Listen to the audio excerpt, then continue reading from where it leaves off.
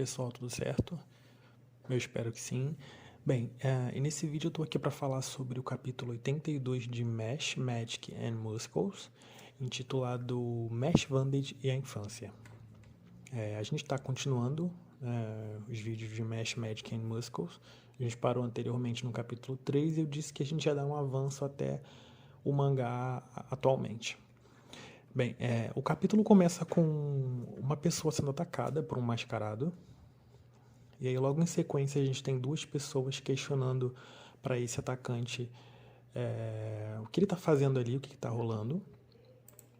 E daí a gente tem a cena dos dois ali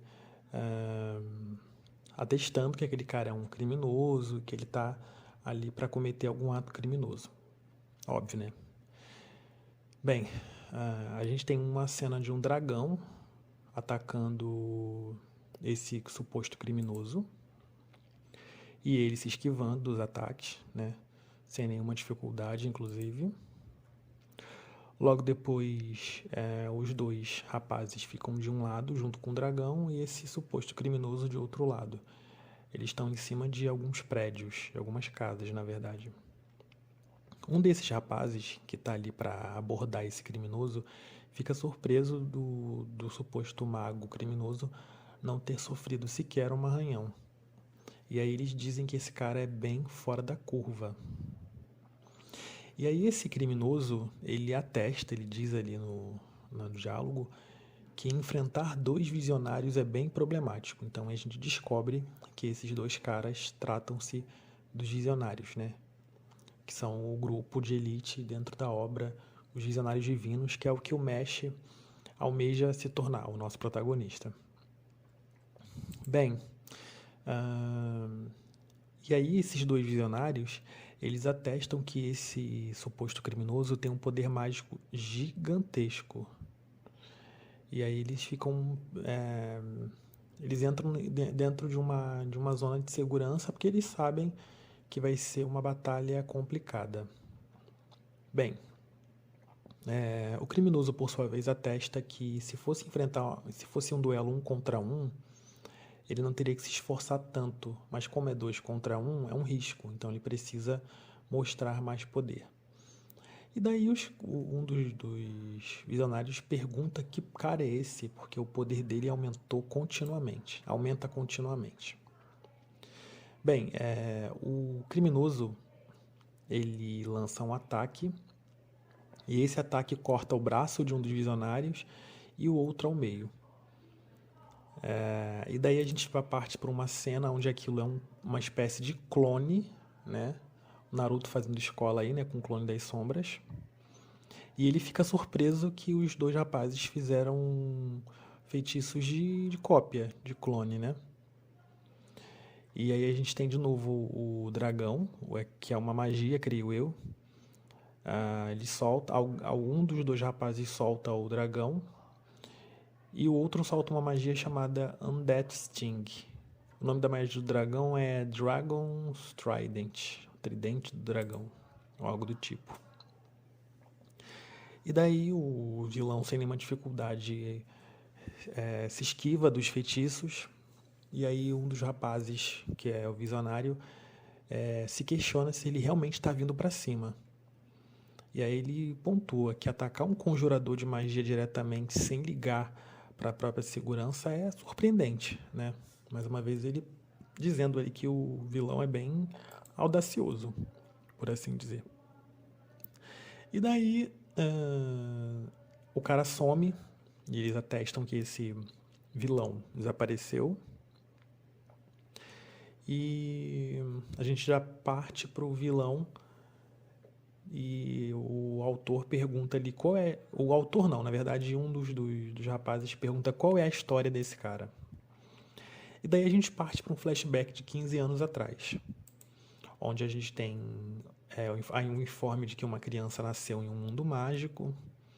E aí a gente sabe agora que essa pessoa, que era criança no passado, é o Domina Bloelvai, que é o irmão do Mesh, né? A gente teve essas informações em capítulos anteriores, dentro daqueles 5 irmãos que o Mesh tem. E aí a gente sabe ali, porque está sendo narrado que o poder mágico que esse recém-nascido emitia era muito poderoso, era grandioso, a ponto de destruir várias estruturas que o rodeavam, né? E aí a gente tem, por outro lado, o Mesh Vanded, com 5 meses de idade. Ele não tinha nenhum poder, nasceu no mesmo ano. Como ele não tinha nenhum poder, ele acabou tendo que se especializar em alguma coisa, ainda criança. E, enfim, ele começou a se especializar em consertar coisas, consertar armários. A parideira estava certa ali de que aquela criança ia crescer e se tornar um usuário de magia inimaginável, o Domina, né? Já com relação ao Mesh, ela sabia que o Mesh ia se tornar um excelente carpinteiro, porque ele não era nem um pouco bom em magia, né? Então ele acabava tendo que suprir isso cuidando de armários e móveis, com 5 meses de idade. Eu achei esse quadro muito engraçado, porque mostra o Mesh com aquela cara que a gente já sabe, meio apática, só que bebê, com fralda e com uma marretinha na mão, muito engraçado. E aí o Domina, ele tinha um profundo respeito pelo pai, né? Pelo pai deles. A admiração que ele tinha pelo pai era surpreendente e era completamente instintiva. E por existir essa admiração pelo pai, ele sabia que ele tinha ciúmes por ter que dividir essa tensão dada pelo pai com outra pessoa ou outras pessoas. E ele se questionava por que uma criança sem magia nenhuma, no caso o Mesh, recebia tanta atenção do pai. Como poderiam ambos serem iguais, né? E daí a gente tem o Domina aprendendo a controlar a magia para matar o irmão, o Mesh. E a gente tem uma cena de luta, aparentemente, dos dois, e a parteira chocada do porquê aquilo está acontecendo. Ela meio surpresa com aquilo tudo. E aí a gente já parte para a parteira surpresa, com 5 meses o bebê está usando técnica de alto nível. Bem, e o Mesh desviando de todos os ataques, né? O que deixava também a parteira surpresa. Algumas semanas depois o Mesh desaparece, a gente já sabe o resto da história. O pai encontra ele na rua, essa história a gente já sabe. Mas o Domina sabia que enquanto o Mesh estivesse vivo, ele não teria total reconhecimento do pai. E esse desejo distorcido por reconhecimento acaba fazendo com que ele persiga o Mesh até hoje. E a gente já pula para os dias atuais com o Mesh comendo profiterole lá de boa, não se importando com absolutamente nada. O capítulo termina com o Mesh e a galera, os amigos dele, indo pro dia do exame final, na mansão Griff, e ele se deparando com o time adversário, né? Indo já pro embate do exame final. E a gente tem um quadro engraçado do Mesh, vai começar agora a luta e tal, e o Finn, tipo, porque eles não estão ouvindo a gente, enfim, com aquele alívio cômico que o Finn traz para a obra.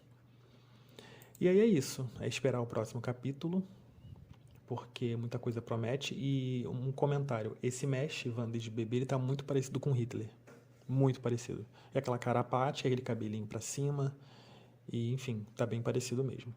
A obra tem me surpreendido muito, eu fiquei muito viciado nesse mangá, eu achei ele muito interessante. E acredito que, enfim, tem muita coisa para acontecer ainda.